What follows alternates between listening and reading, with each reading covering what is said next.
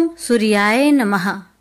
प्यारे भक्तगणों, आज रविवार के दिन मैं आप सभी को सुनाऊंगी रविवार व्रत कथा। द्वारपर की बात है।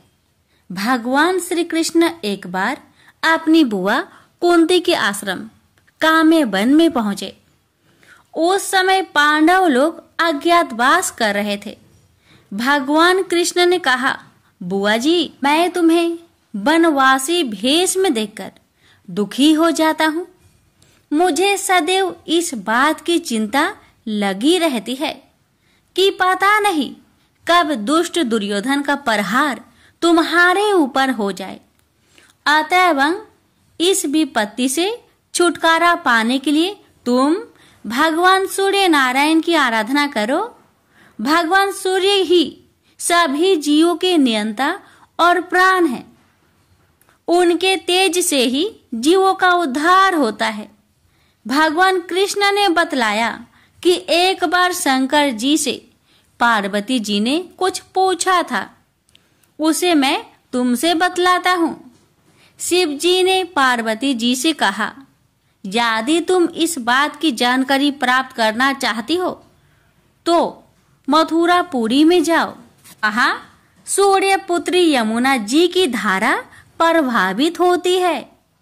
यमुना के तट पर ऋषि, महर्षि, मुनि आदि निरंतर तपस्यारत रहते हैं। भगवान रुद्र की आज्ञा से पार्वती जी कालिंदी यमुना तट को चल पड़ी।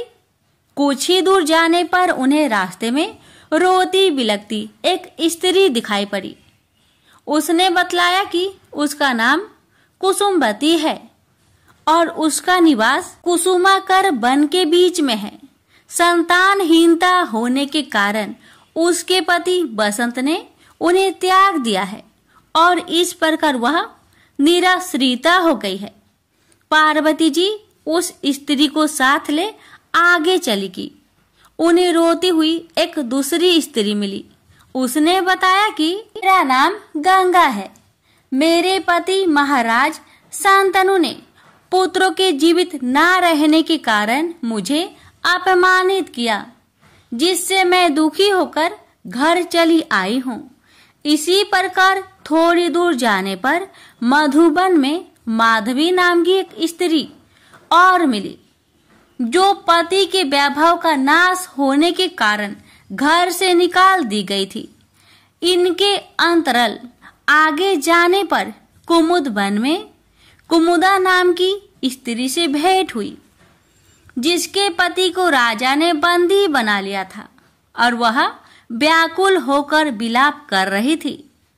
उन सभी स्त्रियों को साथ लेकर पार्वती जी यमुना तट पर जा पहुंची। उस तट पर पूजन उत्सव देखकर पार्वती जी ने ऋषि पत्नियों से पूछा कि यह किस देव की आराधना हो रही है, इस पूजन का विधान और फल क्या है। उनकी बात सुनकर एक ऋषि पत्नी ने कहा, यह जगत पिता सूर्य नारायण का व्रत है और सभी मनोरथों को पूर्ण करने वाला है। इस व्रत को करके प्रत्येक नर नारी अभीष्ट सिद्धि प्राप्त होती है। तुम्हारी भी यदि कोई वांछा हो तो इस व्रत को करके प्राप्त करो। ऋषि पत्नियों से ऐसी बात सुनकर पार्वती जी अत्यंत प्रसन्न हुई और उस व्रत के विधान का फल को जानकर शिव जी के पास लौट आई। पार्वती जी ने इस व्रत को करके विघ्न नाशक गणेश जी जैसे पुत्र को प्राप्त किया। प्रेम से बोलिए सूर्य नारायण की जय। अटपट नगरी का एक गरीब ब्राह्मण लकड़ियों और घास के लिए हर रोज जंगल में जाया करता था। एक दिन उसने वहां वन देवियों को सूरज भगवान की पूजा करते हुए देखा। सूर्य नारायण के आह्वान का उनका अनुष्ठान अनूठा था। ब्राह्मण ने साहस जुटाकर उनसे पूछा कि ये क्या कर रहे हैं आप लोग। तब उन्होंने उत्तर दिया, यह सूर्य नारायण का अनुष्ठान है। ब्राह्मण ने कहा, मुझे भी इसकी विधि बताइए। तब वन देवियों ने कहा, नहीं, यह बहुत शक्तिशाली अनुष्ठान है।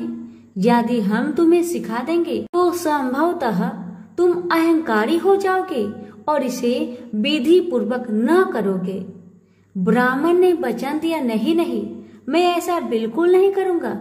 मैं विनम्रता पूर्वक संपूर्ण विधि का भली भांति पालन करूंगा। तब वन देवियों ने कहा, उसे अनुष्ठान की विधि समझाई कि रविवार को चंदन सार से सूर्य नारायण का चित्र बनाकर उसे पुष्प और फल अर्पित करे। उसके बाद 6 महीने तक हर रविवार को वह ऐसा ही करे।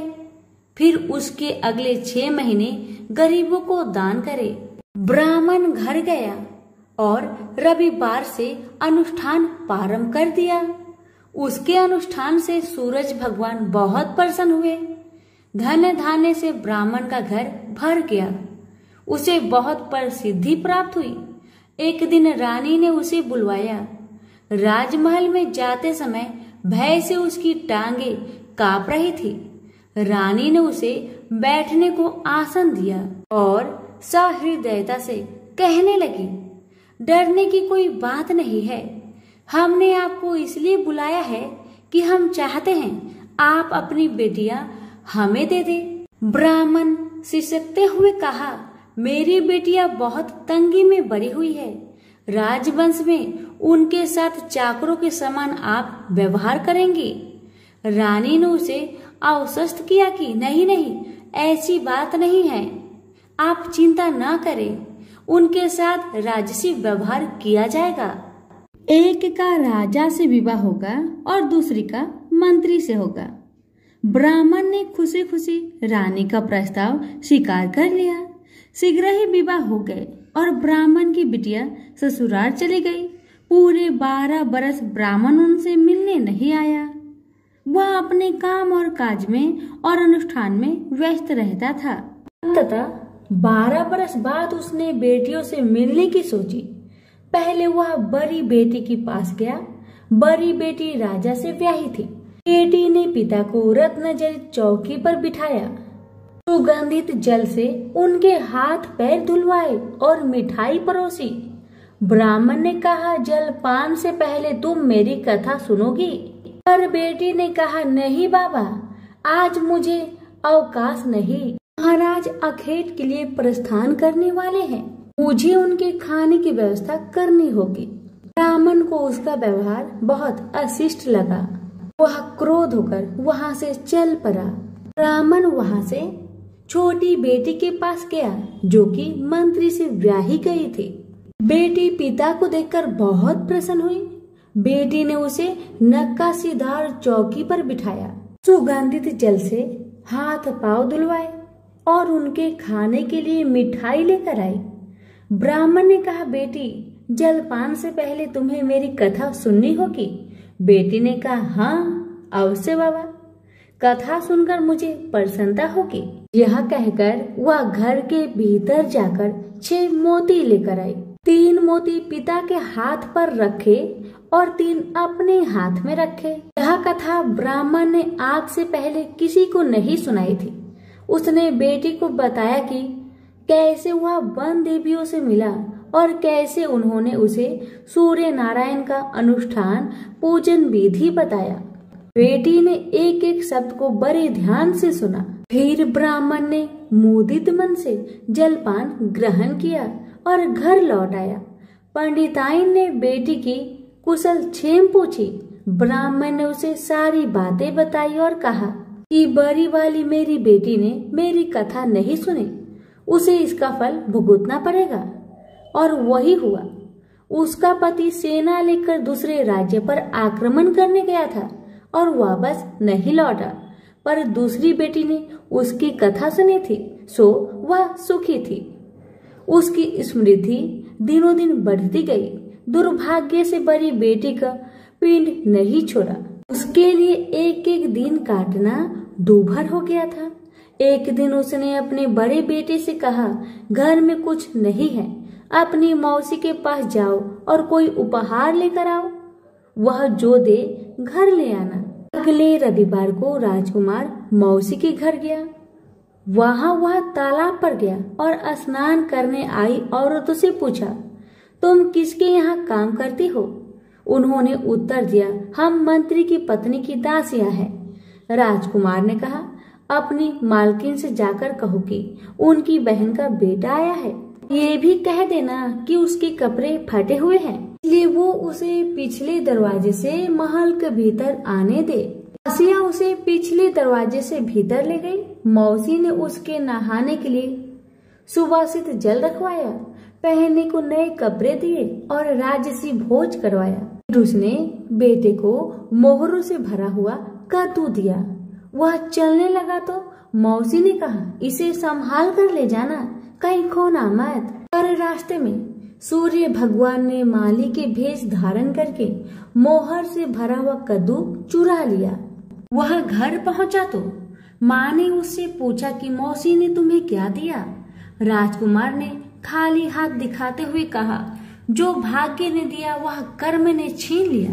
मौसी ने जो दिया वह रास्ते में खो गया। अगले रविवार को रानी ने दूसरे बेटे को भेजा। वह भी शहर के तालाब पर गया और नहाने धोने आई औरतों से पूछा, तुम कहाँ काम करती हो? औरतों ने कहा, हम मंत्री की पत्नी की दासियां हैं। अपनी मालकिन से कहो कि उसकी बहन का बेटा आया है। और उसे भी पिछले दरवाजे से भीतर ले जाया गया। नहाने और नए कपड़े पहनने के बाद राजकुमार ने भोजन किया। वह चलने लगा तो मौसी ने उसे मोहर से भरी हुई खोखली छड़ी दी और बोली, इसे संभाल कर ले जाना, कहीं खोना मत। रास्ते में सूरज भगवान ग्वाले का रूप धरकर आए और उसकी छड़ी चुरा लिए। वह घर पहुंचा तो रानी ने उससे पूछा कि मौसी ने तुम्हें क्या दिया? राजकुमार ने खाली हाथ दिखाकर कहा, जो भाग्य ने दिया वह कर्म ने छीन लिया। तीसरे रविवार को रानी ने तीसरे बेटे को भेजा। वह भी सीधे तालाब पर गया। मौसी ने उसकी भी वैसे ही खातिरदारी की। उसे नहलवाया, कपड़े दिए और खाना खिलाया। चलते समय उसने उसे मोहर से भरा हुआ खोखला नारियल दिया और कहा, इसे संभाल कर ले जाना, खोना मत। रास्ते में राजकुमार कुएं की जगह पर सुस्ताने के लिए रुका। जैसे ही उसने नारियल जगत पर रखा, वह लुढ़क कर कुएं में गिर गया। छपाक। वह घर पहुंचा तो रानी माँ ने पूछा कि वह क्या लाया है। राजकुमार ने जवाब दिया, जो भाग्य ने दिया वह कर्म ने छीन लिया। चौथा राजकुमार गया, तब भी वही हुआ। उसे मोहर से भरा हुआ कुल्हड़ मिला, जिसे सूर्य नारायण चील बनकर झपट ले गए। पांचवें रविवार को रानी खुद गई और जाकर तालाब पर खड़ी हो गई। छोटी बहन उसे खुद लेने के लिए आई और पिछले दरवाजे से घर में ले गई। नहलाने के बाद बताया कि उसकी विपत्ति का कारण यह है कि उसने बाबा की कथा सुनने से मना कर दिया था। फिर उसने दीदी को पूरी कथा सुनाई। रानी ने बहुत ध्यान से कथा सुनी और रविवार व्रत करने तक बहन के पास ही रही।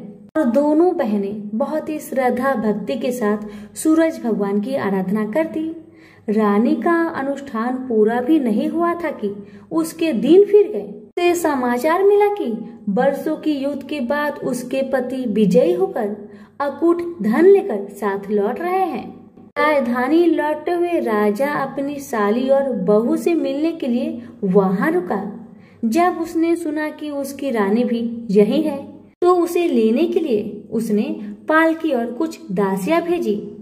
नन्हे भांजे चिल्लाते हुए रानी के पास आए और कहने लगे, मौसी मौसी, तुम्हें लेने के लिए छत्र वाली पालकी आई है, साथ में हाथी, घोड़े और सैनिक भी है। सब देखने के लिए बाहर भागे। वर्षों की विरह और व्यथा के उपरांत राजा और रानी ने एक दूसरे का हालचाल पूछा।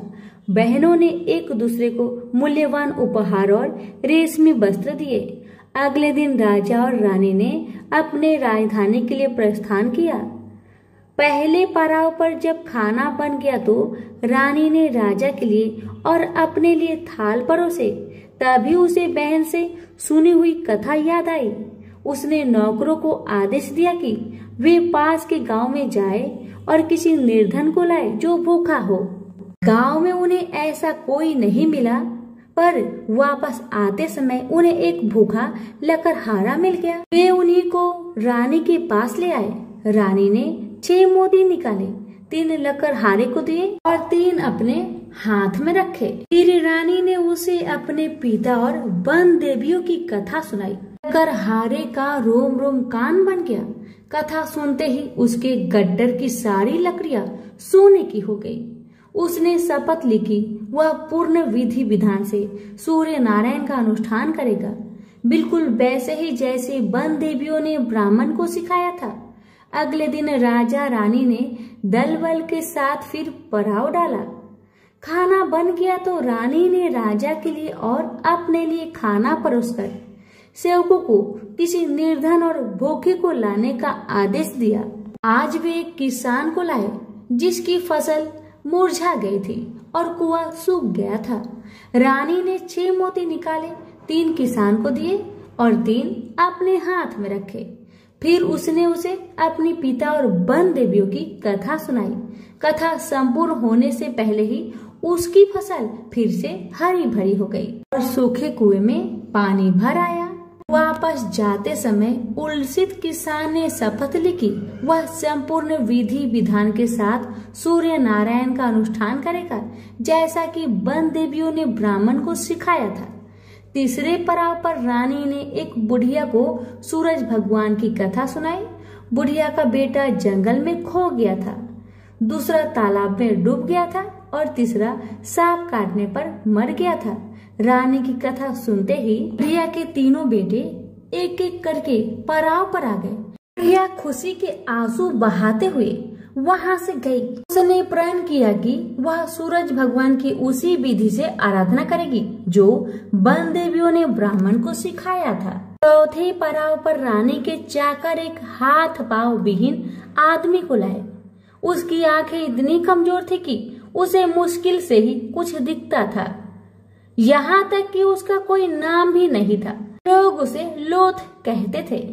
चाकरों ने उसे जब देखा तब वह मुंह के बल पड़ा था। वे उसे उठाकर पड़ाव पर ले आए। रानी ने उसे नहलवाया और नए कपड़े पहनने को दिए। फिर उसने 6 मोती निकाले, 3 लोथ के पेट पर रखे और 3 अपने हाथ में रखे। फिर उसने उसे अपने पिता और वन देवियों की कथा सुनाई। अपाहिज आदमी ने पूरा श्रद्धा से कथा को सुना। कथा सुनते ही उसके हाथ पैर निकल आए और इसके आंखों की ज्योत भी लौट आई। वो भी जाते समय अति प्रसन्न होकर गया। उसने शपथ लिया कि वह सूर्य नारायण की विधि पूर्वक आराधना करेगा, जैसे कि वन देवियों ने ब्राह्मण को बताया था। अगले दिन राजा और रानी अपनी राजधानी पहुंच गए। वे महल में भोजन करने के लिए बैठे तो सूरज भगवान स्वयं प्रकट हुए और उनके साथ भोजन करने की मनसा दर्शाई। राजन ने महल के सारे दरवाजे खुलवा दिए और अनेकानेक उत्कृष्ट व्यंजन बनाने का आदेश दिया। प्रत्येक पकवान को 6 अलग अलग खुशबुओं के साथ परोसा गया। सूर्य नारायण और राजा खाने के लिए बैठे। सूर्य नारायण को पहले कौर में ही एक लंबा वाल दिखा। वह क्रोधित होकर चिल्लाए, यह किस अधम स्त्री का वाल है? रानी भय से पीली पड़ गई। उसे याद आया कि अपनी विपत्ति के 12 वर्षों में वह उल्टे के नीचे बैठकर कंघी किया करती थी। संभवतः वह उसी का वाल है। वह सूरज भगवान के पैरों में गिर पड़ी, पर सूरज भगवान ने उसे माफ नहीं किया। अंततः रानी ने मोटी मोटी कंबल ओढ़ी, उल्टी में से एक एक लकड़ी निकाली और उस लकड़ी और बाल को शहर के बाहर ले जाकर अपने बाएं कंधे के ऊपर से फेंका। तब कहीं सूर्य नारायण का क्रोध शांत हुआ और उन्होंने भोजन ग्रहण किया। ब्राह्मण, राजा, रानी, उनके बच्चे, मंत्री की पत्नी, लकड़हारा, किसान, बुढ़िया और वह आदमी जिसे लोथ कहा जाता था, सभी को सूर्य नारायण की अनुकंपा से लंबी आयु मिली। जब तक वो जिए सुख से जिए। तो सभी प्रेम से बोलिए सूर्य नारायण की जय। कथा अच्छी लगे तो दूसरों को शेयर करना ना भूले। धन्यवाद। एक माँ बेटी थी। माँ गाय चराने जाती। चैत्र का महीना आया। सूरज रोठा का रविवार आया। माँ ने बेटी से कहा, बेटी आज तेरे व मेरे लिए 2 रोट बना ले, मैं गाय चरा कर आती हूँ, फिर तू और मैं दोनों पूजा करेंगे। बेटी ने माँ के निमित्त एक रोट तैयार किया। इतने में सूरज भगवान जोगी का रूप धारण करके आए और बोले, माई भिक्षा दो। बेटी ने कहा, मेरा रोट अभी पका नहीं है। जोगी ने कहा कि मैं जाता हूं। बेटी ने सोचा कि जा तक खाली नहीं जाना चाहिए और उसने माँ के रोट में से किनार खांडी करके जोगी को थोड़ा रोट दे दिया। माँ गाय चरा कर आई। बेटी से बोली, मेरा रोट कहाँ है? खंडित रोट देकर माँ बावली हो गई। वो घी रोठो दे, रोठा माइली कौरो दे कहती नगरी में घूमने लगी। बेटी डर के मारे पीपल के झाड़ पर बैठ गई। 3-4 दिन निकले। बेटी भूखी प्यासी बैठी रही। सूरज भगवान को उस पर दया आई। सूरज भगवान ने उसके लिए पानी का लोटा व चूरमा भेज दिया। एक दिन एक राजा का कुंवर शिकार करके आया और उसी पीपल की ठंडी छाया में बैठा और बोला, कितना अच्छा होता कि पीने को थोड़ा पानी मिल जाता। ऐसा सुनते ही लड़की ने थोड़ा पानी डाला। राजा के कुंवर ने कहा, मुझे बहुत भूख लगी है, कोई खाने को दे तो अच्छा होगा। लड़की ने ऊपर से चूरमा डाला। कुंवर की भूख प्यास मिट गई। वह विचार करने लगा कि यहाँ कोई है। यह सोचकर राजा ने अपने सिपाहियों को पीपल के पेड़ पर खोज करने भेजा। उन्होंने सब जगह देखा, उन्हें कुछ नहीं मिला। तो राजा का कुंवर खुद ऊपर चढ़ा और ढूंढा तो वो लड़की मिली। राजकुंवर ने कहा कि तू कौन है? तब लड़की ने अपनी कहानी सुनाई। राजा के कुंवर ने कहा, मेरे साथ शादी करोगी? लड़की बोली, आप तो नगर के राजा हैं, मैं गरीब व अनाथ लड़की हूँ, मेरे कोई नहीं है। राजा जी माने नहीं। गाजे बाजे के साथ उस कन्या को पीपल के नीचे ब्याह कर घर ले गए।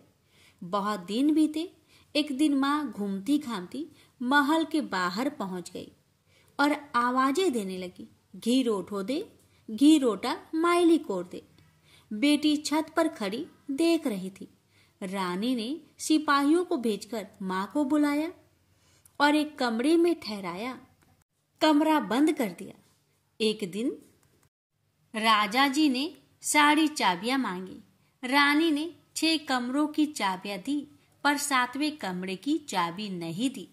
राजा ने जीत करके 7वें कमरे की चाबी लाकर 7वां कमरा खोला तो आगे सोने की शिला देखी। राजा ने रानी से पूछा, ये क्या है?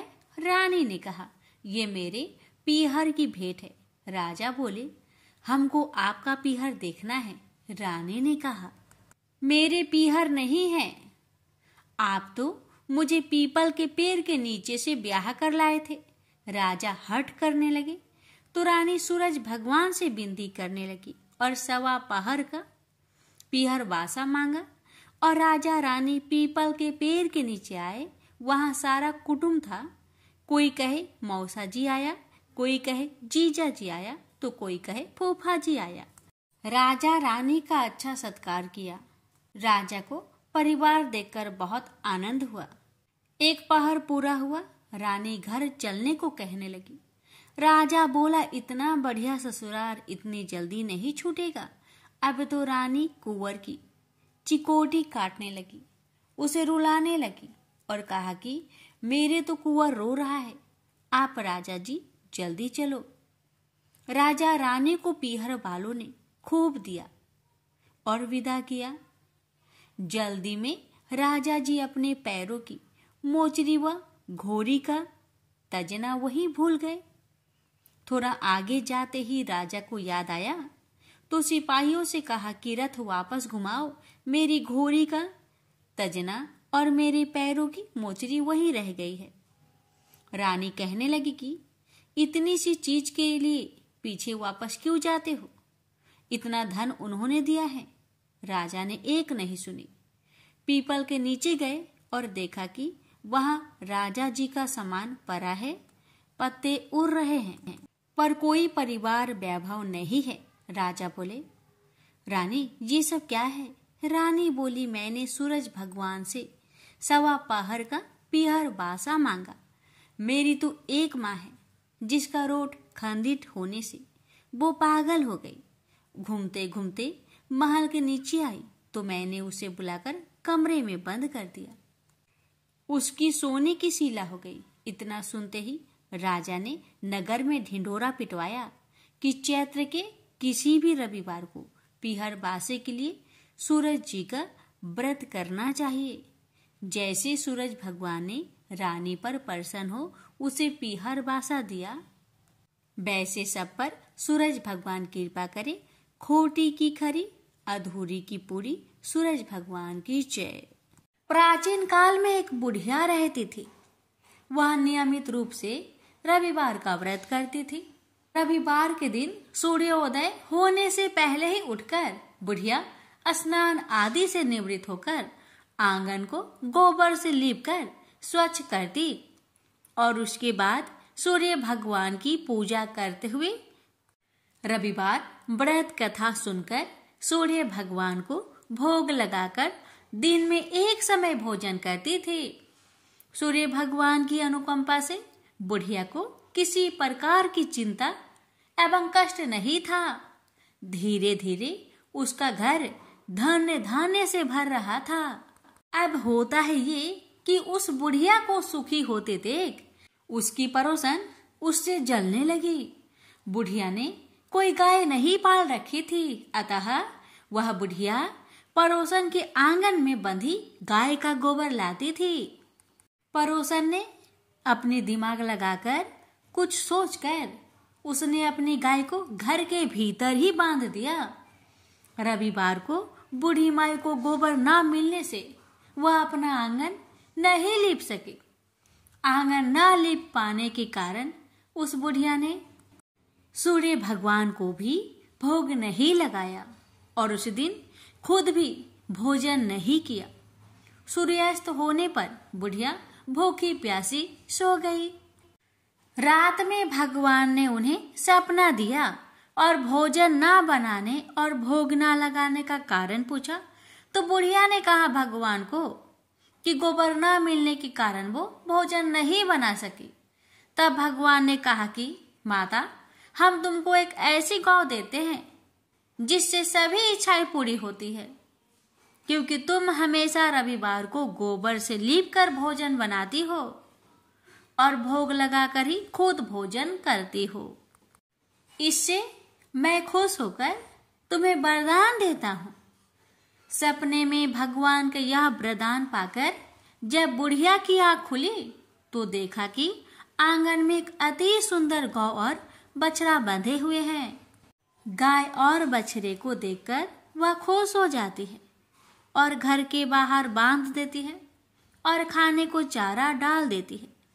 जब पड़ोसन ने वृद्धा के घर के बाहर अति सुंदर गौ और बछड़े को देखा तो देश भावना से प्रेरित होकर उसका हृदय जल उठा और जब उसने देखा कि गाय ने सोने का गोबर दिया है तो वो गाय का सोने का गोबर ले गई और अपनी गाय के गोबर उसकी जगह रख दिया।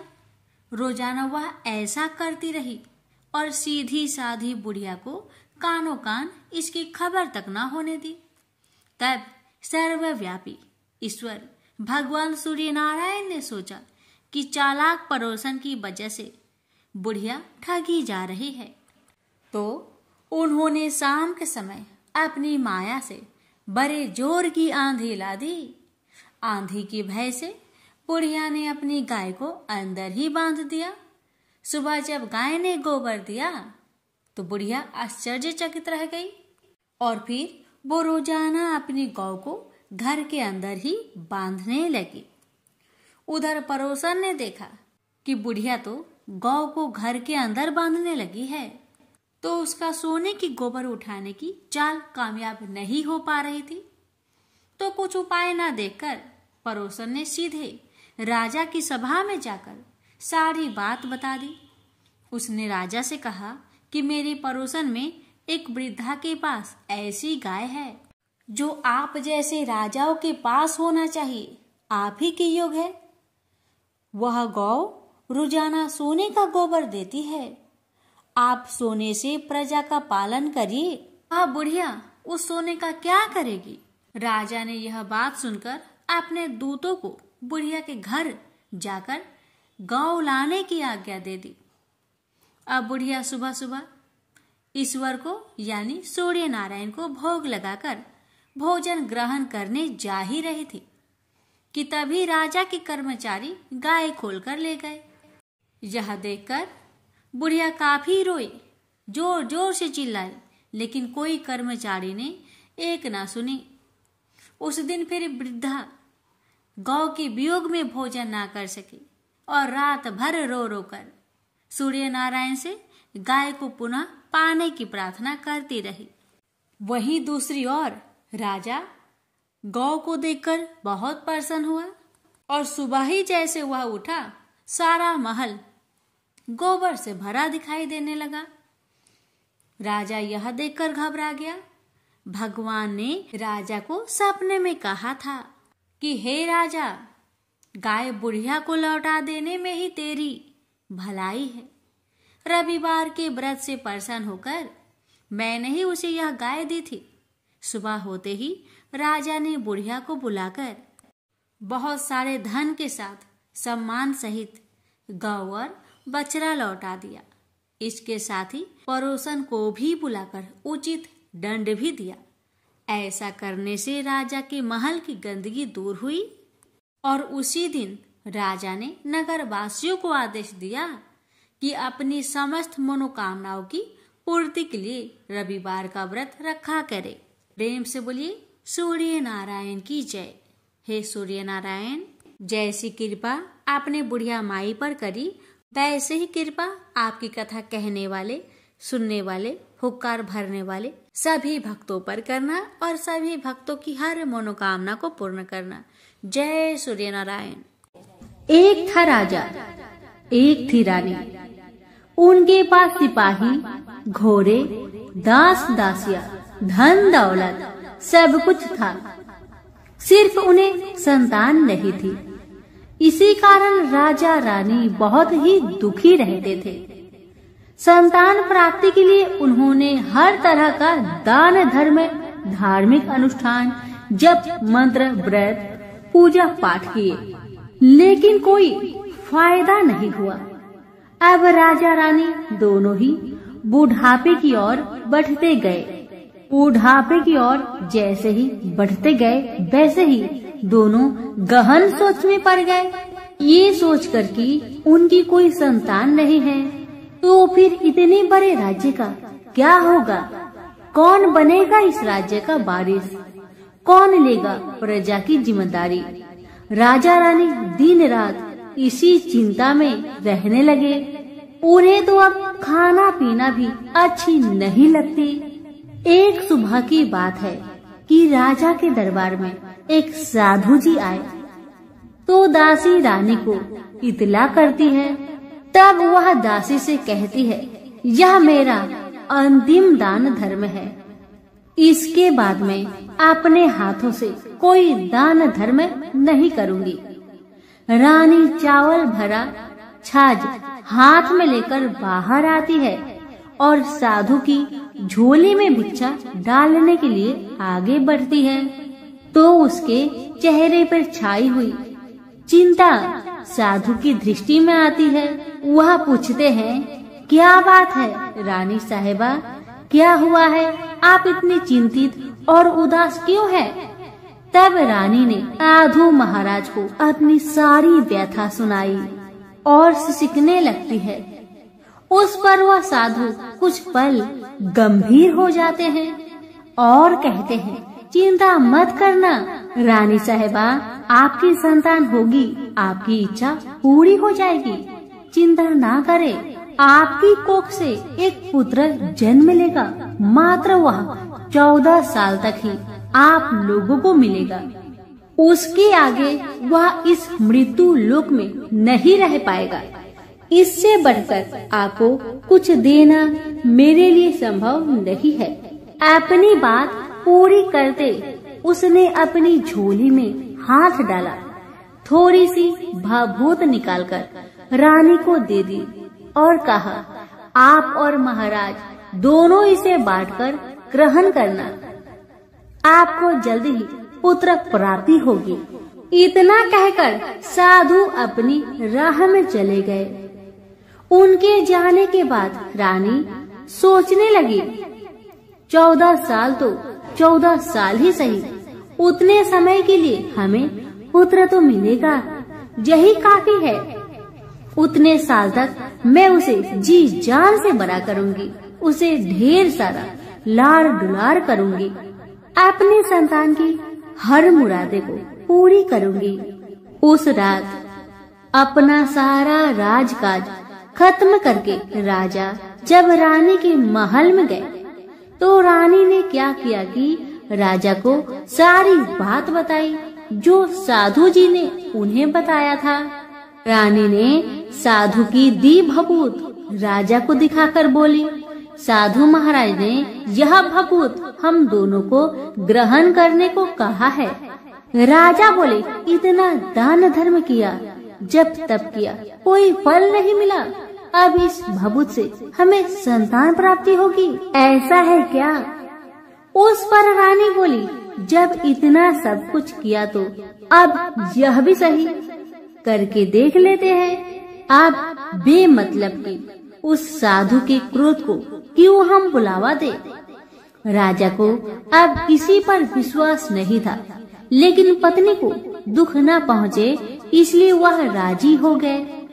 राजा राजी हो गया तो फिर क्या होता है कि राजा रानी दोनों नहाते धोआते हैं, फिर अपने अपने भगवान का स्मरण करते हैं, अपने पुरखों को स्मरण करते हैं और उस साधु महाराज का नाम स्मरण करके वह भभूत बांटकर दोनों खाते हैं। उसके बाद दोनों निश्चिंत होकर सो जाते हैं। तो कुछ दिन गुजर जाते हैं और साधु द्वारा कहे अनुसार रानी गर्भवती हो जाती है। उस पर राजा रानी दोनों की खुशी का गमन नहीं समाती। राजा रानी से बोला, महारानी सचमुच साधु महाराज की कृपा हो गई। समय बीतते गया, 9 महीना पूरा हो गया तो रानी ने एक सुंदर गोरे पुत्र को जन्म दिया। राजा ने बड़ी धूमधाम से पुत्र का नामकरण किया। सारे राज्य में 8 दिन तक अन्य सत्पर्ण रखा, उत्सव मनाया गया। अब पुत्र की कुंडली देखने के लिए राज्य के सबसे विद्वान पंडित जी को बुलाया। पंडित जी आते ही कुंडली देखकर बड़े चिंतित में पड़ गए और कहने लगे, महाराज हमारा राजपुत्र सिर्फ 14 साल तक हमारे पास रहेगा। राजा को इस बात की भनक थी ही, रानी को भी साधु महाराज की बात याद थी। दोनों पति पत्नी चुपचाप रहते हैं। उसके बाद राजा और रानी बड़े लाड़ प्यार से बेटे की परवरिश करते हैं, उसकी हर ख्वाहिश पूरी करते हैं। थोड़े समय के लिए ही सही भगवान ने संतान की अपनी मुरादें पूरी कर दी। इसे वे समाधान मानते थे। राजपुत्र दिन प्रतिदिन बड़ा होता है। जब वह 7 साल का हो जाता है तो राजा एक अच्छे गुरु की नियुक्ति करके उसे पढ़ाई लिखाई, राजशास्त्र, शास्त्र विद्या, घोड़सवारी इत्यादि 12 विद्याओं का शिक्षण देते हैं। जब वह सब शास्त्र विद्या में पारंगत हो जाता है और 12 साल की उम्र का हो जाता है तब एक अच्छी सी राजकन्या खोजकर उसकी शादी कर दिया गया। शादी के 2 साल बीत जाते हैं, बेटा 14 साल का हो जाता है। एक दिन राजपुत्र राजा से बोला, पिताजी मैं अपना सारा राज्य घूमकर देखना चाहता हूँ। आज तक मैंने सिर्फ इस राजबाड़े के अतिरिक्त कुछ नहीं देखा है। बेटे की बात सुनकर राजा बड़ी चिंतित हुए, क्योंकि पुत्र को 14वां साल शुरू हो गया था। अब कोई अनहोनी होने का वक्त नजदीक आ पहुंचा था, लेकिन राजा ये सब बातें पुत्र को बता नहीं सकता था। वह क्या करता है कि चेहरे पर खुशी लाकर बेटे से कहता है, हाँ हाँ जरूर जाओ बेटा, जरूर। तुम्हें अपना सारा राज्य घूमकर देखना चाहिए, कहाँ क्या है ये सब जानना चाहिए। कल तो मेरे बाद तुम्ही को राजा बनना है।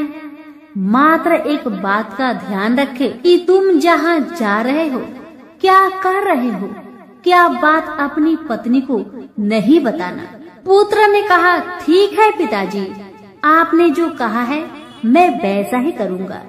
तो होता है ये कि राजपुत्र दिन भर अपने पत्नी के साथ मौज मस्ती करता है, खुशियाँ मनाता है और रात को ठीक 12 बजे बिस्तर से उठकर बाहर चला जाता है।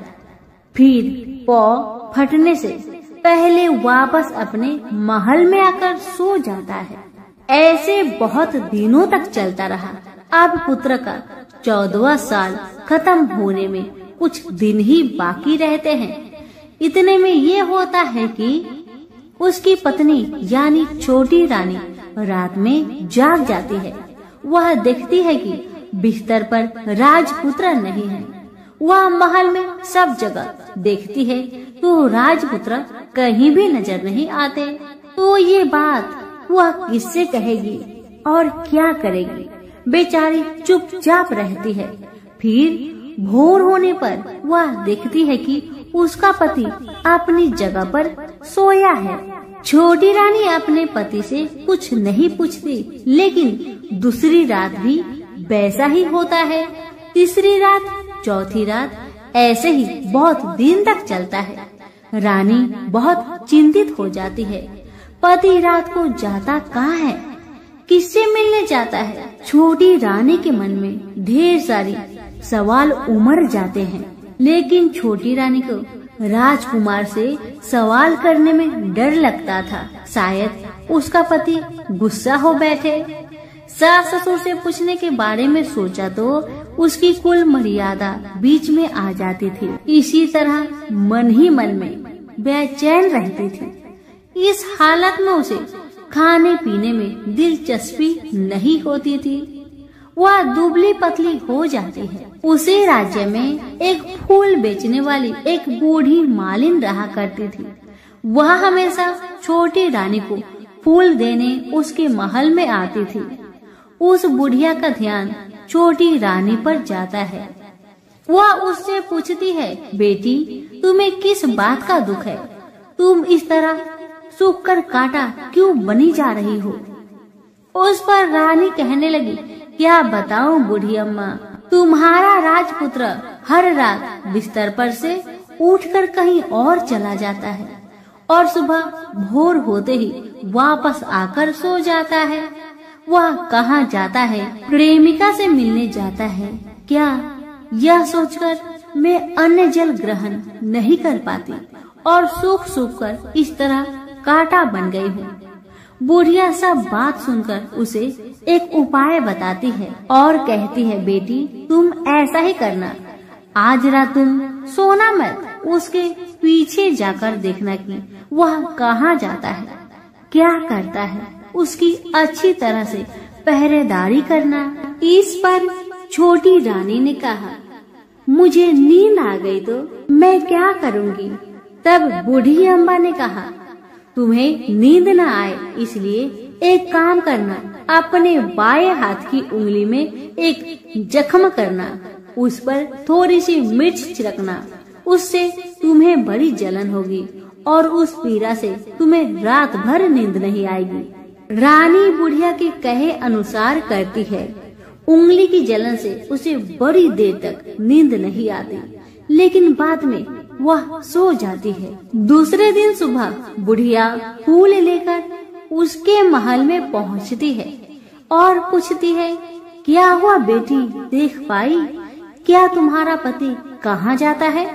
रानी कहने लगी, नहीं अम्मा, पहले कुछ समय जलन के कारण मुझे नींद नहीं आई, पर कुछ देर पश्चात मैं सो गई थी। बुढ़िया कहने लगी, कोई बात नहीं, आज तुम उंगली पर पहले से थोड़ा ज्यादा जख्म करना और ज्यादा मिर्च लगाना। बूढ़ी अम्मा के कहे अनुसार छोटी रानी ने वैसा ही किया, परंतु वह सिर्फ पति के बिस्तर से उठकर बाहर निकलते वक्त जाग पाई थी। वह उसके पीछे नहीं जा सकी क्योंकि उसकी आंखें उस समय तक मुद गई थी। दूसरे दिन सुबह बूढ़ी अम्मा आई तो उसने पूछने से पहले ही छोटी रानी ने बूढ़ी अम्मा को रोक कर कहा, अम्मा, मैं आज भी उनकी पहरेदारी ठीक तरह नहीं कर पाई। बुढ़िया कहती है, रोना नहीं बेटी, सब कुछ ठीक हो जाएगा। तुम आज रात जख्म और बड़ा करना और उस पर ज्यादा से ज्यादा मिर्च छिड़कना। और एक काम करना बेटी, वह जब जाने के लिए निकलता है तो उसका रास्ता रोकना। बुढ़िया ने जैसा बताया रानी ने वैसा ही किया। आज रात उसे नींद नहीं आती। अब जैसे ही रात के 12 बजे राजकुमार बिस्तर से उठकर जब महल से निकलने लगे तो बुढ़िया के कहे अनुसार रानी ने वैसा ही किया। दौड़कर जाकर अपने पति का रास्ता रोककर कहने लगी कि कहाँ जा रहे हो, किससे मिलने जा रहे हो, मुझे बताओ। राजपुत्र उसे समझाने की बहुत कोशिश करता है। देखो, अगर मैंने तुम्हें वह बताया तो मैं तुम्हें दोबारा नहीं मिल पाऊंगा। पत्नी कहने लगी, कोई बात नहीं, न मिल पाओ, लेकिन आप रात के समय कहाँ जाते हो ये मुझे पहले बताओ। अब राजपुत्र निरुपाय हो जाता है। पत्नी की जिद के आगे उसकी एक नहीं चल पाती। ठीक उसी समय उसका 14वां साल खत्म होकर 15वां साल लगने वाला था। जो होता है वह हो जाने दो, वह सोचता है। कुछ चावल मंत्रों से सिद्ध करके पत्नी को देकर कहता है, इन चावलों के दानों को दोनों हाथों की मुट्ठी में पकड़ना। पहले दाएं हाथ में पकड़े चावल मेरे ऊपर फेंकना। मैं कौन हूँ तुम्हें पता चल जाएगा। बाद में बाएं हाथ में पकड़े चावल मेरे ऊपर फेंकना। मैं जैसा था तुम्हें मिल जाऊंगा। लेकिन यदि तुम बाएं हाथ के चावल मेरे ऊपर फेंकना भूल गई तो मैं तुम्हें कभी नहीं मिल पाऊंगा। राजकुमारी ने कहा, मैं नहीं भूलूंगी। रानी बड़े आत्मविश्वास के साथ कहकर दाएं हाथ में पकड़े चावल पति के ऊपर फेंक दिया तो राजपुत्र एकदम एक विशाल घोड़ा बन जाता है। एकदम उद्यमा सफेद गर्दन पर लंबी आयल, देखते देखते वह तेजी से दौड़ने लगता है। रानी उस घोड़े को एकदम आश्चर्य से देखने लगती है और पति ने बाएं हाथ के चावल फेंकने की जो बात कही थी वह भूल जाती है। उसकी आंखों के सामने घोड़ा महल से बाहर निकलकर चला गया। घोड़ा जो महल से बाहर गया तो वह वापस नहीं आया। अब रानी को बड़ा पश्चाताप हुआ। वह स्वयं को कोसने लगी, लेकिन अब कोई फायदा नहीं होने वाला था। राजपुत्र अब वापस नहीं आने वाला था। सुबह होते ही महाराजा महारानी को सब बात पता चली। उन्हें बहुत दुख हुआ। वे बिस्तर पकड़ते हैं और राह देखते हैं कि एक दिन उनका बेटा वापस आ जाए। इस तरह 1 महीना गुजरा, 2 महीने गुजरे, 3 महीने गुजरे, आखिर 6 महीने पूरे हुए। राजपुत्र का कोई आता पता नहीं लगा। प्रधान राजपुत्र को ढूंढने के लिए राज्य के गांव-गांव सिपाही भेजा गया, लेकिन उन्हें कोई सफलता नहीं मिली। इधर रानी अपनी हठ के कारण पति गायब हो गया। यह सोचकर स्वयं को मन ही मन कोसती रही और प्रण लेती है कि कुछ भी करके पति को ढूंढ लाएगी और उसे वापस घर ले आएगी। एक दिन वह सुबह उठकर सास ससुर के महल में जाती है और कहती है कि मैं अपने पति की खोज में जा रही हूँ। महाराजा महारानी को और क्या चाहिए था, बस उनका बेटा उन्हें वापस मिल जाए। बहू को उन्होंने अनुमति दे दी और कहा कि बेटी, तुम्हें जहाँ जाना है जाओ, जो करना है करो, पर मेरा बेटा को लेकर ही वापस आना। भगवान तुम्हें कामयाबी दे। अब रानी क्या करती है कि अपना शाही भेष बदलकर एक सेठानी बन जाती है। कुछ दास दासियों को, कुछ नौकरों को साथ में लिया, कुछ सामान साथ लिया और राज्य की सीमा पर जाकर वहाँ एक भोजनालय खोल दिया। वह आने वाले सब यात्रियों को खाना मुफ्त में देने लगी। मात्र एक शर्त रखी कि खाने वालों को उसकी देखी कोई अजीब चीज उसकी मालकिन को यानी राजकन्या को बतानी पड़ेगी। तो वहाँ आने वाला हर नागरिक अपनी तरफ से मैंने यह देखा, मैंने वह देखा कहकर वहाँ से मुफ्त खाना खाकर जाता था।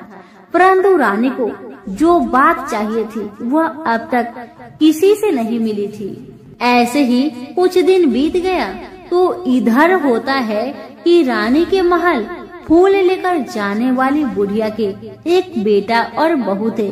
उनका एक छोटा बेटा था, यानी बुढ़िया का एक पोता था। बेटा और बहू सुबह काम के लिए निकलते थे तो पोते को संभालने की जिम्मेदारियां बुढ़िया पर रहती थी। बुढ़िया दिन भर पोते को संभालती थी। एक दिन होता है कि बुढ़िया को पान खाने की आदत थी, तो पान खाने के लिए चूना चाहिए था। बुढ़िया उसे तैयार करने के लिए सीपियाँ लेकर आई। इन सीपियों भूनने के लिए गोबर के कंडे चाहिए थे। कंडे इकट्ठा करने के लिए वह बांस की टोकरी लेकर चरवाहे के मैदान में गई। वहाँ बहुत सारे कंडे थे। उन्हें जमा करते करते उसे घर आने में अंधेरा हो गया। इस और शाम होते ही काम से वापस बेटा बहू घर पहुँचे तो देखा कि बच्चा घर पर अकेला है और रो रहा है।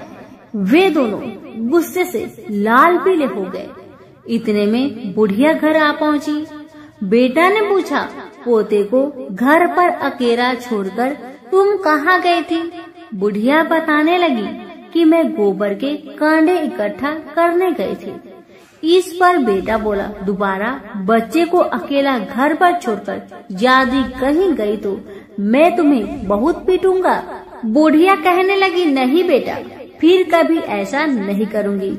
लेकिन दूसरे ही दिन बुढ़िया वह बात भूल गई और फिर चरवाहे के मैदान पर कंडे इकट्ठा करने चली गई। शाम को जब बेटा बहू काम से वापस लौटे तो देखते हैं कि बच्चा घर पर अकेला है और वह रो रहा है। अब उसके बेटे की सहन शक्ति खत्म होने लगी और बुढ़िया के वापस आने पर उसे घर से निकाल दिया।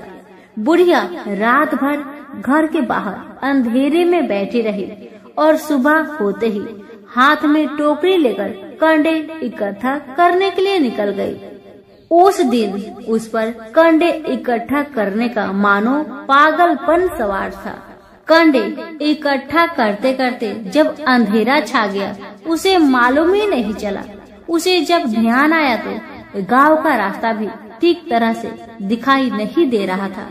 वह अंधेरे में आंखें फाड़कर देखती है, किसी तरह आगे निकल पड़ी। तो क्या होता है कि एक कपिला गाय छन छन की आवाज करते, गले की घंटी बजाते ठुमुक ठुमुक कर उस मैदान पर आ गई। उसे देखकर बुढ़िया सोचने लगी कि इस गाय के पीछे पीछे जाऊंगी तो गांव तक पहुंच जाऊंगी। तब बुढ़िया उसके पीछे पीछे जाने लगी। वह गाय क्या करती है कि उस मैदान से लेकर एक एक करके 6 मैदान पार करती है। आखिर में वह 7वें मैदान पर पहुंचती है। तो वहाँ क्या होता है कि उस मैदान पर एक बड़ा सा पत्थर है। गाय जाकर उस पत्थर को अपना सींग मारती है। सींग मारा तो वह पत्थर टूट गया और हट गया और पाताल में नीचे जाने की सीढ़ियां दिखाई देने लगी। तब वह गाय उन सीढ़ियों से नीचे जाने लगी। बुढ़िया वह सब देखती रही और झट जाकर गाय की पूंछ को पकड़ लिया। पूंछ पकड़कर वह गाय के साथ नीचे पाताल पहुंच गई। पाताल में पहुंचते ही तुरंत गाय की पूंछ छोड़ दी और इधर उधर देखने लगी। वहीं से बुढ़िया ने देखा कि पाताल में सब जगह जगमगाहट है, दिया दीप जलते हैं और तेज रोशनी गाय के ऊपर पड़ रही है और वहाँ अद्भुत घटनाएं घटने लगी। गाय के नीचे जाते ही उसके गले में अपने आप सांकल पड़ गई और छमछम करके कोई दूधारी में गाय का दूध दोहने लगी। लेकिन जो भी कोई वह कर रहा है वह मात्र दिखाई नहीं दे रहा। बुढ़िया बहुत घबरा गई, कहाँ आकर फंस गई। वह सोचने लगी थी और यहाँ वहाँ छिपने के लिए जगह ढूंढने लगी, लेकिन उसे कहीं भी जगह नहीं मिली। हर जगह उजाला ही उजाला था। तो वह जो एक कोने में खड़ी रह गई और जो कुछ सामने हो रहा था उसे चुपचाप देख रही थी। कुछ पल के बाद वहाँ झट से एक उम्दा सफेद घोड़ा आया। वहाँ 2 कुंड थे, उसमें से एक कुंड में उस घोड़े ने छलांग लगाई और ऊपर आ गया। अब उसे राजपुत्र का रूप प्राप्त हो गया। राजपुत्र बनने के बाद उसने दूसरे कुंड के पानी में स्नान किया, वहाँ रखे नए कपड़े पहने। नजदीक ही एक सुंदर पलंग था, उस पर आकर बैठ गया। उसके सामने अपने आप 5 पकवानी की थाली आ गई, दूध की एक प्याली आ गई, 5 सुपारी आ गए। उसके सामने एक दिया जलता रहा। राजपुत्र ने खाना खाया, दूध पिया, 5 सुपारी खाया और बिस्तर पर लेट जाने से पहले सूर्य देव का स्मरण करके सामने जलते हुए दिए से पूछा, दिए दीप कर मेरे माता पिता क्या कर रहे हैं? दिया बताने लगा, बेटे के शोक में डूबे हैं। राज्य कौन संभाल रहा है? राज्य प्रधान संभालता है। मेरी पत्नी क्या करती है? दिया बोला, उसने चौराहे पर भोजनालय शुरू किया है और आते जाते लोगों से वह नई खबर के बारे में पूछती है। दिए के यह कहते ही राजपुत्र कहने लगा, ठीक है। उसके बाद वह सो गया। बुढ़िया कोने में खड़ी रहकर यह सब देखती रही। ऐसी अद्भुत घटना उसने जिंदगी में पहली बार देखी थी। उसे अंदर ही अंदर चुलबुलाहट होने लगी। वह अपनी भूख प्यास भूल गई और आगे क्या होता है कि उसे उत्सुकता से देखने लगती है। लेकिन उसके बाद और कुछ घटनाएं नहीं घटती। रात गुजर गई और सुबह हो गई। सुबह होने पर पलंग पर सोया राजपुत्र उठा और फिर से पहले वाले कुंड में छलांग लगाई तो वह फिर से घोड़ा बनकर कुंड से बाहर आ गया। बाहर आते ही वह तेजी से उस पाताल नगरी से बाहर निकल गया। लेकिन वह कहाँ गया, बुढ़िया को कुछ पता नहीं चला। उसके बाद पिछली रात की तरह कोई उस गाय का छमछम करके दूध दोहने लगा। जैसे ही दूध दुहाना खत्म हुआ, उसके गले की साकल अपने आप खुल गई और वह गाय तेजी से ऊपर जाने लगी, सीढ़ियाँ की ओर भागने लगी।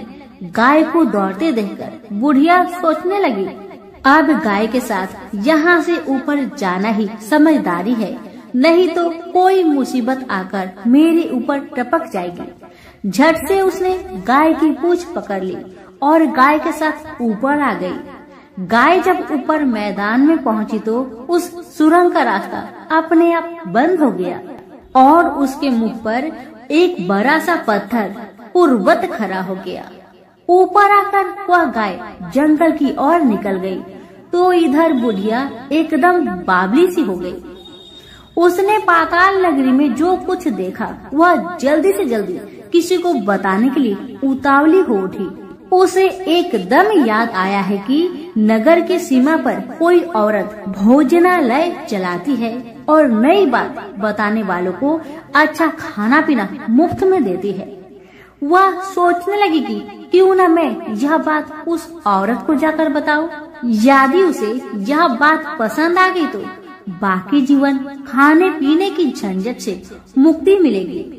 बुढ़िया ने मन में तय किया और तुरंत उस भोजनालय के द्वार पर टंगे नगाड़े के सामने खड़ी हो गई और जोर जोर से नगाड़ा बजाना शुरू किया। नगाड़े का इस तरह शोर सुनकर मालकिन यानी छोटी रानी मन से प्रसन्न हो जाती है कि शायद कोई बड़ी बात लेकर यहाँ आया है। रानी सिपाहियों को आदेश देती है, जाइए और जो कोई आया है उसकी अच्छी खातिरदारी कीजिए। आदेश पाते ही सिपाही नीचे दौड़ गए तो एक बुढ़िया नगाड़ा बजा रही है। उन्होंने पूछा, क्यों रे बुढ़िया, क्या हुआ, क्यों नगाड़ा बजा रही हो? बुढ़िया बोली, कुछ नहीं बेटा, यहाँ खाना मिलता है ना, इसलिए आई हूँ। बुढ़िया ने सिपाहियों से बोला, खाना मिलेगा? सिपाही बोले, हाँ मिलेगा, लेकिन तुझे कोई नई बात बतानी पड़ेगी। बुढ़िया बोली, हाँ बताऊंगी, एक बात मालूम है मुझे। इस पर सिपाही उसे अंदर लेकर आए। उनको मालकिन का आदेश था कि जो कोई बूढ़ा बुजुर्ग वहाँ आए उनके साथ अच्छी तरह पेश आना, उनका अच्छा आदर आतिथ्य करना। तो सिपाही ने इस बुढ़िया का भरपूर आदर आतिथ्य किया। उसे बड़ी सी थाली भरकर व्यंजन परोसते हैं। बुढ़िया कुछ दिनों से भूखी थी, वह खाने पर टूट पड़ी। खाना खाने के बाद सिपाही ने उसे नई साड़ी पहनने को दी। उसके बाद उसे लेकर रानी के पास आए। बुढ़िया और रानी ने तुरंत एक दूसरे को पहचान लिया। बुढ़िया बोली, बेटा तुम हो? और रानी बोली, बुढ़िया अम्मा आप है? बड़ी देर तक दोनों भली भांति की बातें करती रही। आखिर कुरवनी बुढ़िया से कहने लगी, अम्मा अब बताओ तुमने क्या बात नई देखी है? बुढ़िया बोली, मैंने कोई नई बात देखी नहीं है, वह तो मेरे पास तुम्हें देने के लिए खाने के लिए पैसे नहीं थे, इसलिए मैंने झूठ कहा और नगाड़ा बजाया। रानी ने कहा, अम्मा घबराना नहीं, मैं किसी को तुम्हारा नाम नहीं बताऊंगी। फिर भी बुढ़िया मैंने क्या देखा, कब देखा करके आनाकानी करने लगी। इस पर कुंवर रानी ने उससे कहा, देखो अम्मा, यदि तुमने मुझे वह नई बात बताई तो मैं जिंदगी भर तुम्हारी देखभाल करूंगी, तुम्हें रानी माता की तरह रखूंगी। अब बुढ़िया बताने को तैयार हो गई। उसने जो कुछ उस चर गवाहे वाले मैदान पर देखा था वह सब कुछ कुंवर रानी को बता दिया। बुढ़िया की वे बात सुनकर कुंवर रानी को यकीन हो गया कि वह राजपुत्र उसी का पति है। वह तुरंत बुढ़िया से कहने लगी, अम्मा मुझे उस जगह पर ले चलो। तब बुढ़िया बोली, नहीं बेटी, वह पाताल राज्य है, सांप है, यदि किसी ने तुम्हें देख लिया तो तुम्हारी जान खतरे में पड़ सकती है। लेकिन रानी उसकी एक भी नहीं सुनती, उसे उस जगह ले जाने के लिए हठ करने लगी। आखिर में बुढ़िया ने उसका कहना मान लिया और कहने लगी, ठीक है, मैं तुम्हें वहाँ लेकर चलती हूँ, और आज नहीं कल वहाँ जाना है तो शाम को ही जाना होगा। तो दूसरे दिन दोपहर को रानी बुढ़िया के साथ उस मैदान पर गई और एक जगह छुपकर गाय की आने की राह देखने लगी। दिन ढलते ही अंधेरा घेरने लगा है और गाय हमेशा की तरह वहां आ गई। मैदान के उस कोने में जाकर उसने पत्थर पर सींग मारा तो झट से पत्थर हटकर वहां सुरंग में जाने का रास्ता खुल गया। गाय उस रास्ते से नीचे उतरने लगी तो बुढ़िया रानी से कहने लगी, जल्दी आगे बढ़ो बिटिया, हम गाय की पूंछ पकड़कर नीचे उतरेंगे। तो दोनों गाय की पूंछ पकड़कर नीचे उतर गई। बुढ़िया पहले जिस कोने में छिपी हुई थी उसी कोने में छिप गई। अब नीचे सब कुछ पहले जैसा घटित हो रहा था। गाय के गले में अपने आप साकल पड़ गई। कोई अदृश्य रूप से उसका दूध दोहने लगा। एक सफेद उद्मा घोड़ा ने आकर एक कुंड में छलांग लगाई तो राजपुत्र के रूप में ऊपर आया। वह राजपुत्र दूसरे कुंड में नहाने लगा। बाद में उसके सामने खाने की थाली आ गई, दूध की प्याली आ गई, पान बीड़ा आ गई। राजपुत्र सब ग्रहण करके सोने के लिए पलंग पर गया तो सोने से पहले सूर्य देव का स्मरण करके दिए से पूछने लगा, दिए दीपंकर, मेरे माता पिता क्या कर रहे हैं? तो दिया कुछ जवाब नहीं दिया, बल्कि वह बुझने लगा है। तब राजपुत्र को कुछ अघटित हुआ। इसका संदेह हो गया कि वह उदास हो गया और जो कुछ हुआ है वह हो जाने दो, ऐसा सोचकर सोने के लिए बिस्तर पर लेट गया। अब रानी का संयम छूट गया। वह दौड़कर पति के पास गई और उसके पैर पकड़ने के लिए आगे बढ़ने लगी। राजपुत्र तुरंत ही पत्नी को पहचान लिया। वह झट से पीछे हट गया और चिल्लाने लगा, नहीं नहीं, मुझे मत छूना, सर्वनाश हो जाएगा।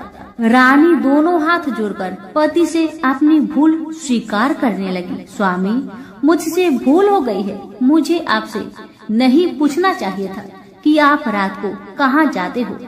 मैं अपनी भूल स्वीकार करती हूँ। मुझे मेरी भूल की सजा मिल गई है। अब आप घर चले। आपके वियोग में आपके माता पिता ने बिस्तर पकड़ लिया है। आपकी प्रजा भी बहुत दुखी है। उस पर राजपुत्र कहने लगा, वही तो, एक बार तुम गलती कर बैठी हो, अब दोबारा मत करना, नहीं तो अब मैं तुम्हें जो दिख रहा हूँ वह भी नहीं दिखूंगा। रानी अब विलाप करने लगी, जोर जोर से जमीन पर सिर पटकने लगी। राजपुत्र के मन में उसके प्रति दया उत्पन्न हो गई। वह उससे कहने लगा, यदि तुम मुझे पाना चाहती हो तो तुम्हें एक काम करना होगा। काम कठिन है, लेकिन वह तुम्हें अकेले करना होगा। कहो स्वामी, आप क्या कहते हैं? कितना भी कठिन काम हो मैं पूर्ण करूंगी। रानी कहती है। इस पर राजपुत्र ने उसे बताया, इस पाताल से ऊपर जाते ही तुम्हें एक घना जंगल नजर आएगा। ऐसे 6 जंगल पार करने के पश्चात 7वां जंगल मिलेगा। वह जंगल सबसे घना है। उस जंगल में बीचों बीच एक पीपल का पेड़ है। उसके आसपास की जगह पत्ते, फंदे, जटाएं, कांटे इत्यादि से ढक चुकी है। वहाँ बाघ, शेर, भालू, सांप सभी धमा चौकड़ी बैठी है। तुम्हें उन सबको भगाकर वह जगह साफ करनी है। उसकी गोबर से लिताई करके पवित्र बनाना है। रंगोली से सजाना है। उसके बाद वहाँ धूप, कपूर, अगरबत्ती जलानी है। फूल कुमकुम से पेड़ की तने की पूजा करनी है। दूध दही से बने चावल का भोग चढ़ाना है। यह सब तुम्हें दोपहर के 12 बजने के पहले करना होगा। 12 बजने के समय तुम्हें उस जगह पर बैठकर सूर्य भगवान का ध्यान करना होगा। ठीक 12 बजे सूर्य भगवान का रथ वहाँ उतरेगा।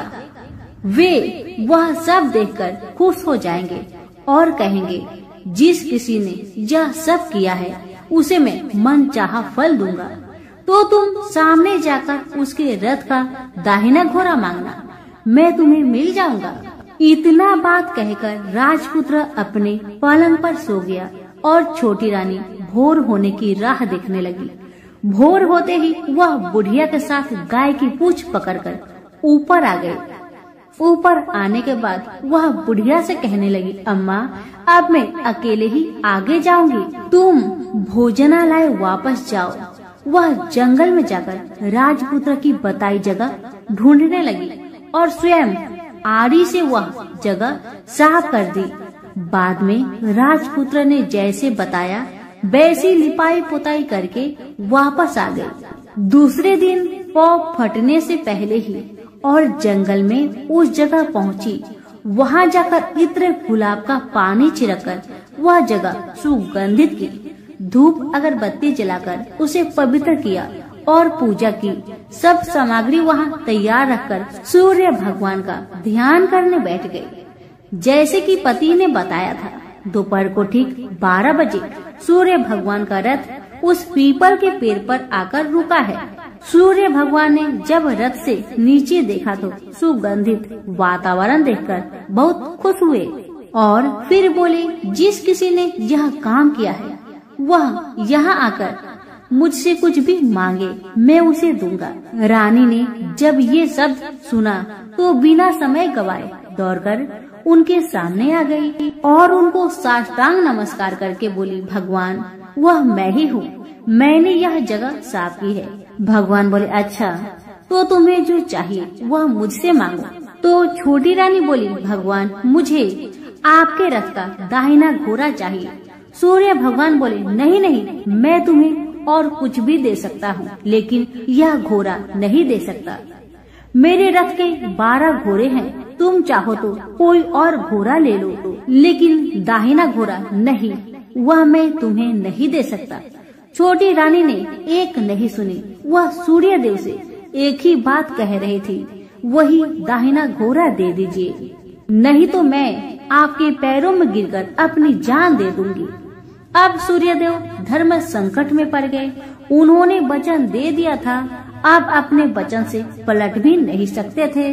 भगवान ने कहा, ठीक है, दे दिया तुम्हें घोड़ा।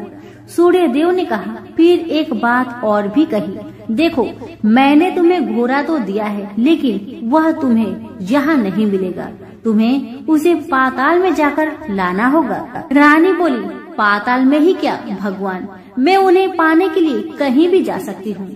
रानी को वचन देकर सूर्यदेव अपने मार्ग से चले गए और इधर रानी जंगल से अपने भोजनालय में आ गई। फिर वह बुढ़िया को लेकर उस मैदान पर आ गई। जल्दी ही शाम हो गई। शाम होते ही वहाँ वह गाय आ गई और उसने सींग मारकर सुरंग का पत्थर हटाया तथा नीचे उतरने लगी। रानी और बुढ़िया जल्दी जल्दी उसकी पूंछ पकड़कर नीचे उतर गए। नीचे पाताल में सब घटनाएं पहले की तरह ही घटने लगी। घोड़े का एक कुंड में नहाकर राजपुत्र बन जाना, नहा धोकर पलंग पर जाकर बैठना, तो उसे खाने की थाली, दूध की प्याली आना, पान पीरा आना। लेकिन आज एक बात नई घटी। आज 2-2 थाली, 2-2 दूध की प्याली, 2-2 पान पीरे उसके सामने आए। वह कुछ नहीं बोला। अपने हिस्से की थाली खाकर, दूध पीकर और पान पीरा चबाकर वह सोने चला गया और हमेशा की तरह दिए से पूछने लगा, दिए दिए दीपंकर, मेरे माता पिता कैसे हैं? दिया बताने लगा, वे दोनों तुम्हारे शोक में मरने की स्थिति में पहुंच गए हैं। राजकुमार ने कहा, ऐसा? झट से उसकी आंखों से आंसू टपकने लगे। फिर वह पूछने लगा, दिए दिए दीपंकर, मेरा राज्य कौन चला रहा है? दिया बोला, तुम्हारा राज्य प्रधान चला रहा है और वह सब कुछ हड़प चुका है। वह प्रजा पर बहुत अत्याचार कर रहा है। सुनकर राजपुत्र को बहुत गुस्सा आया। वह गुस्से से अपनी मुट्ठी भींचने लगा। अब वह पूछने लगा, दिए दिए दीपंकर, मेरी पत्नी क्या कर रही है? अब दिया कुछ नहीं बोला, चुपचाप रहा। अब रानी का संयम जवाब दे गया। वह दौड़कर पति के गले लग गई। अब मैं तुम्हें मिल गया, राजपुत्र कहने लगा। सच कहते हो, अब आप फिर से घोड़ा तो नहीं बनोगे ना? पत्नी ने कहा। पति ने कहा, नहीं, दोबारा घोड़ा नहीं बनूंगा मैं। तुमने जो इतने सारे कष्ट उठाए हैं मुझे पाने के लिए, इसलिए सूर्य देव ने मुझे सदा के लिए घोड़े के जन्म से मुक्त कर दिया है। राजपुत्र ने बड़े प्यार से कहा और उसे गले लगाया। उसके आंसू पोंछे। कुछ देर पश्चात भोर हो गई तो गाय की श्रृंखला टूटकर वह ऊपर फूलों पर जाने लगी। रानी, राजपुत्र और बुढ़िया उसकी पूंछ पकड़कर ऊपर आ गए। ऊपर आने पर वे सीधे भोजनालय में पहुँचे। वहाँ का सब सामान लोगों में बांट दिया और उसको ताला लगाकर अपने राज्य में लौट गए। राजपुत्र वापस आता और उसके तेवर देखकर प्रधान घबरा गया। राजपुत्र ने उसे बंदी बनाकर कैद खाने में डाल दिया और राज्य की बागडोर अपने हाथ में ले ली। उसके बाद वह अपने माता पिता को मिलने उनके महल में गया। तब राजपुत्र क्या देखता है कि उसके माता पिता उसके शोक में पंजर बने हुए हैं। पुत्र को वापस आया देखकर मरणासन राजा रानी की आंखों से टप टप आंसू बहने लगे। इन दोनों ने पुत्र को गले लगाया, उसे प्यार से सहलाया। इतना होने के बाद उनके सेहत में एकदम सुधार आने लगा। वे अब बिस्तर से उठकर बैठ गए, पुत्र को आशीष देने लगे। राजपुत्र के आने की खबर तुरंत राज्य भर में फैल गई। प्रजा खुशी से फूली नहीं समाई। प्रजाजन राजमहल के सामने इकट्ठे हो गए। राजपुत्र ने भी उन्हें दर्शन दिए और आज से उन्हें कोई दुख नहीं पहुंचाएगा, ऐसा वचन भी दिया। अब राजा अपने पुत्र का राज्य अभिषेक करके उसे सिंहासन पर बैठाता है और बहू को महारानी का दर्जा देता है और स्वयं अपनी पत्नी के साथ ईश्वर स्मरण करते हुए खुशी से दिन बिताता है। महाराज बना राजपुत्र अच्छी तरह से राज्य चलाने लगा और अपनी पत्नी के साथ सुख शांति से जीवन बिताने लगा। उस बुढ़िया को रानी ने अपने ही पास रख लिया, उसकी अच्छी तरह से देखभाल करने लगी। बुढ़िया और उसके बुढ़ापे के दिन खुशी से गुजरने लगे। तो प्रेम से बोलिए सूर्य भगवान की जय हो।